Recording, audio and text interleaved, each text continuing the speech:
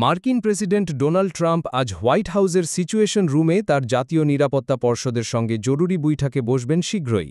White হাউসের একজন ঊর্ধ্বতন কর্মকর্তা এই বিষয়ে সংবাদমাধ্যমকে জানিয়েছেন।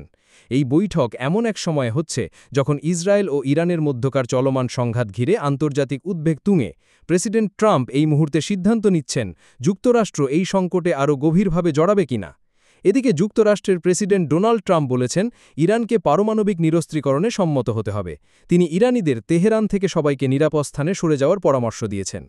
বিভিন্ন সংবাদ সংস্থার বরাতে জানা যায় ইরানের পাল্টা হামলায় ইসরায়েলের সাধারণ জনগণ আতঙ্কিত। ইসরায়েলের রাজধানী তেল আবিবের অনেক গুরুত্বপূর্ণ স্থাপনা ধ্বংস করে দিয়েছে ইরানি ক্ষেপণাস্ত্র। নেতানিয়াহু জানতেন ইরান হামলা চালালে ক্ষতিগ্রস্ত হবে, তবে সুরক্ষিত তেল আবিবের এত ক্ষতিগ্রস্ত হবে তিনি কল্পনাও করতে পারেননি। রয়টার্সের এক ভিডিও চিত্রে নেতানিয়াহুকে বেশ চিন্তিত দেখা যায়।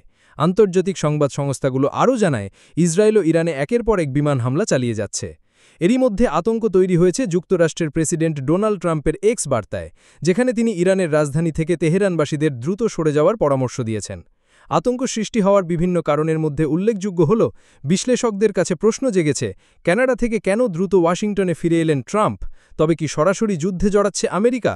ইরান আর কতদিন ইসরায়েলে টানা হামলা চালিয়ে যেতে পারবে? আয়াতুল্লাহ আলী খামেনিকে হত্যা করবে ইসরায়েল। উল্লেখ্য, প্রেসিডেন্ট ট্রাম্প গতকাল কানাডায় অনুষ্ঠিত গ্রুপ অফ 7 শীর্ষ সম্মেলন থেকে একদিন আগেই ওয়াশিংটনে ফিরে আসেন। এর পেছনে মূল কারণ ছিল এই নিরাপত্তা সম্পর্কিত জরুরি পরিস্থিতি।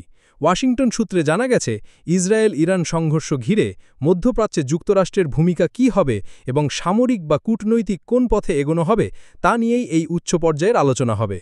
বিশ্লেষকদের মতেই এই বৈঠকের পরেই ট্রাম্প প্রশাসনের পক্ষ থেকে গুরুত্বপূর্ণ সিদ্ধান্ত ও ঘোষণা আসতে পারে।